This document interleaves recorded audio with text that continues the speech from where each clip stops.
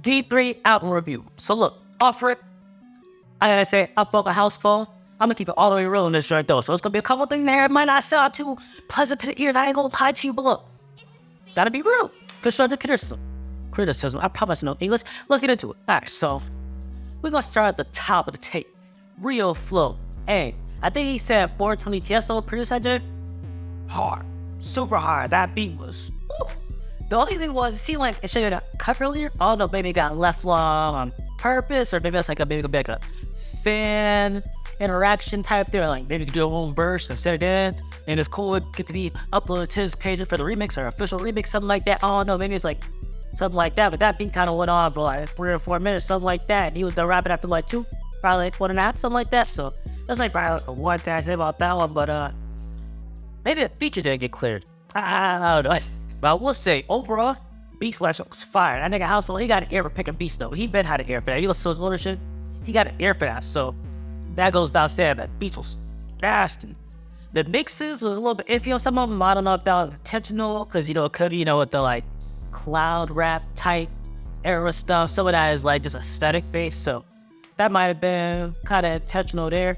Kind of, I'll say the same thing along that same line. The flow was a little lazy or like sloppy on some songs, but again, might have been intentional. Also, he spelled it F-U-C-C in the song, but the title he'll still spell it F-U-C-K, which obviously he spelled different in the song for obvious reasons, being in LA and all. But anyway, well, I understand. Just a little thing I noticed. Now let me say, Mihara, that was a highlight for me. Oh my god, that joke was fire. And then having like Dust Buddy in there just for the hyper pop switch. Like, bro, I ain't gonna lie, I think he might have sounded more comfortable in this one. He sounded on any of his other shit, like in a weird way. Like that shit was fire.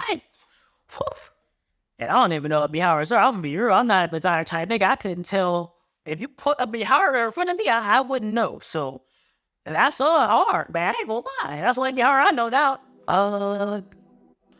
Shitty Phone. He talked about that on the podcast before, said he wish he would have dropped it before because he been tapped through Shitty Boys for a while. I'm pretty sure that's where I found out about Shitty Boys or maybe trying to shit from. So because of the fact that it was an older song and the mix was a little bit weird, that one did sound dated. But again, he talked about that before and he wished he'd have dropped it years ago. So that's whatever. That shit was hard. I thought Baby Tron. I ain't gonna say I thought, Shitty Boy, but Baby Tron is hard, still a little hard. What's the other nigga be up there with the top thing? Hey, hard. But speaking of him wanting to drop that earlier, I will say that listening to this tape through, it sounded like he's been holding on to this music for a while. Like some of it has like, I don't want to say dated, but it doesn't sound like it's the most recent or the most modern sound and shit. Like, I don't want to say not too crazy, because it's not that bad, but it just sounds like he's definitely been holding on to it for a little while. He's kind of touching out a little bit too, so kind of get a slight pass on that one. But I would say, based on the quality, there is some replay value, but also we take into consideration the amount of time that the wait for this drop since the last one. It's gonna definitely affect the rating, I ain't gonna lie. I think he said he got another tape coming with his friend as a girl. I can't remember her name, but he said he's gonna drop on a tape with her. Then he got more coming, so he start dropping consistently. Then that last play is nullified completely. So, fuck, I said that shit, huh? No player attended. But who the hell is Carla? Cause I ain't gonna lie. His beef was the highlight of that shit. That NG World one. Boy, that shit was dog. Dog. I ain't gonna lie, I was listening to the shit while I was working. I had to stop. Look at my phone, like, this can't be a real beat player right now. This shit is correct, bro. I don't know who Carlo is, but when y'all find out who that is, let me know, because I might need a beat or two. Hey, and I produce. Hey, keep him around, Housephone. Hey, that ketamine joint was actually unironically hard as fuck, dog. I don't know about no ketamine. the vocals, the engineering, the production, that whole song as a package was fucking great. I ain't gonna, bro. And he had teased it, but I ain't gonna have enough fun. Hey. You know how so feeling that podcast bag. He has several lines there about like I get paid to talk. She like the way I talk. Come on, says she watch a podcast, nigga. He had them podcast bars. That's like a hell new. Come on, bro. Like niggas had the drill type bars. Niggas had the like,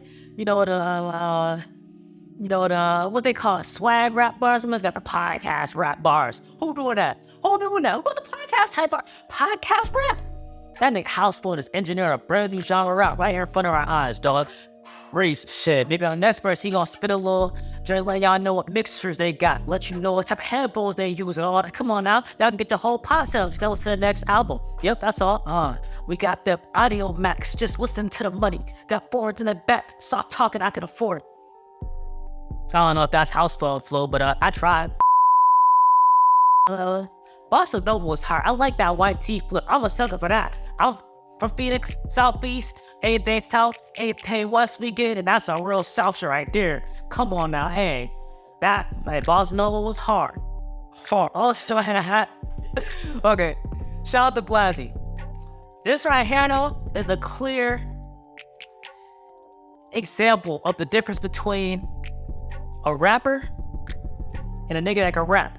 Housephone is a rapper, Blasey's nigga that can rap. When you can hear him on the beat, like, when the beat play out loud, nigga just freestyling out loud, it might sound gonna ride that beat. Pause.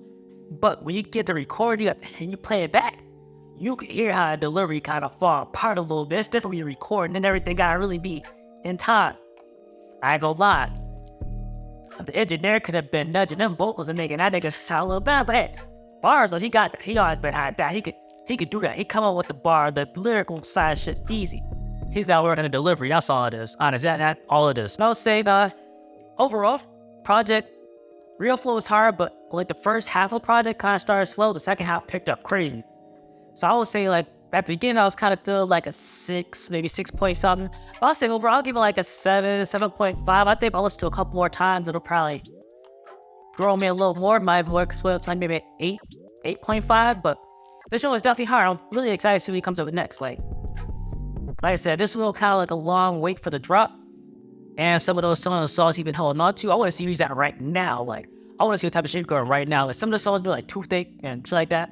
Obviously kind of newer, but I feel like I want to see he's on right now. That nigga go crazy. I ain't gonna lie, I felt it. A lot of his shit, like, not a lot of dudes talking about Tokyo Goons. Shit was crazy. If you go through it just second, that nigga got some shit.